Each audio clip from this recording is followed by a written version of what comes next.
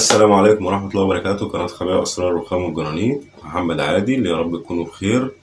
النهاردة موضوع الفيديو بتاعنا هنتكلم عن أرضية الشاور أو أرضية الكابينة، وإيه اللي يفضل يكون في الأرضية، رخام ولا جرانيت. النهاردة يفضل يكون جرانيت، الأفضل يكون في كل الحالات جرانيت أفضل من الرخام. إنما طبعا في ناس كتير بتحب الرخام وألوان الرخام، وتملي بيمشي مع السيراميك أكتر من الرخام أكتر من الجرانيت. فهنقول لهم اللزق يكون ازاي. طبعا يكون الارضية المحددة للشاور تكون ارضية رملية، ما يكونش تحتها سيراميك.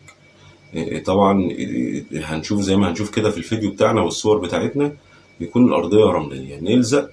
هو للاتنين، يعني للاتنين، للجرانيت والرخام، بس طبعا الرخام اكتر عشان هنلزق بمادة لاصقة، مش هنلزق باسمنت ورمل. مفيش مشكلة خالص في الجرانيت لو لزقنا باسمنت ورمل، بس الرخام يفضل بمادة لاصقة لأن المسام بتاعته من فوق تقبل المية أكتر من الجرانيت. ده بالنسبة للناس اللي بتفضل الرخام وألوانه. تمام. هنتكلم كمان على أمان الشاور من جوه. أمان الشاور من جوه لازم يكون فيه فرامل، لازم يكون فيه فرامل. في ناس ما بتحبش الفرامل، لكن ده أمان للشاور نفسه أو للشخص نفسه. طبعا يفضل يكون مثلا خطوط بالطول أو بالعرض، بمسافات محددة متقاربة، أو تخشينات حوالي 4 سنتي أو 5 سنتي برضو بتنسيق مع بعضيها زي ما بنشوف في الفيديوهات بتاعتنا والصور بتاعتنا. تاني حاجة، أهم حاجة مكان الصرف في الشاور. مكان الصرف في الشاور ده لازم يبقى في بداية التأسيس بتاع الشاور بتاعي. لازم يكون لو هو 15 في 15 مثلا، صغير، حاجة صغيرة، لازم يبقى في زاوية من الزوايا. ما ينفعش يبقى في نص الشاور أو في جنب الشاور، لا، لازم يبقى في زاوية من الزوايا. ده لازم يبقى في التأسيس مع السباكة. لازم يكون مهم جدا إن أنا أظبط الزاوية بتاعتي لو هي حاجة صغيرة.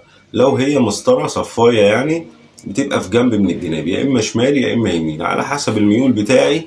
أنا عايز الميول بتاعي على أنهي جنب، يمين أو شمال. لازم برضو تكون متوصلة في الجنب دوت، واخدة قريبة من الحيطة، مش أقل من 5 سنتي، مش أقل من 5 سنتي، يعني ما تبعدش أكتر من كده. دي حاجة. الحاجة التانية هنتكلم عن تعامل التخريم في الجلس مع السكريت. يا ريت يكون التخريم بالراحة جدا، ويبدأ ببنطة رفيعة. احنا بنتكلم كل ده لأهمية الموضوع، ولازم يكون العميل مستفيد من اللي احنا بنتكلم فيه، ولازم يكون واخد باله من النقط المهمة ديت. يكون حريص بتاع السكريت وهو شغال، ياخد بنطة رفيعة ويبدأ يشتغل عليها، ما يخرمش مرة واحدة، عشان برضو ايه الرخامة ما تتكسرش معاه او ما تفكش من المكان اللي هي فيه. ده بالنسبة للتعامل التخريم. في نقطة تانية، طبعا في ناس ما بتحبش ما بتفضلش الأرضية تبقى رخام من جوه، بتحبها تبقى سيراميك من نفس لون السيراميك الموجود. ممكن تحب بس تعمل فريم زي ما هنشوف برضو في الصور بتاعتنا، بتحب تعمل فريم خارجي بس اللي هو يقعد عليه السكريت.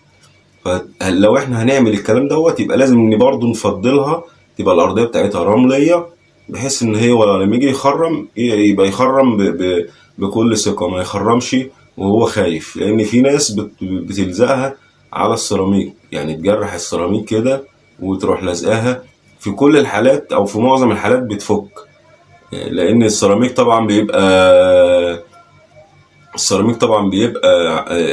طبقة ناعمة ايا كانت. حتى لو اتخشنت، فالافضل ان هي تتفضى مكانها وتتلزق بمادة كويسة هتثبت، هتبقى تمام التمام.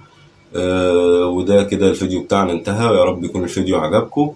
في نهاية الفيديو هتمنى اشتراككم في القناة وتعليقاتكم واعجابكم واللايك الجميل. يا رب تكونوا بخير، والسلام عليكم ورحمة الله وبركاته.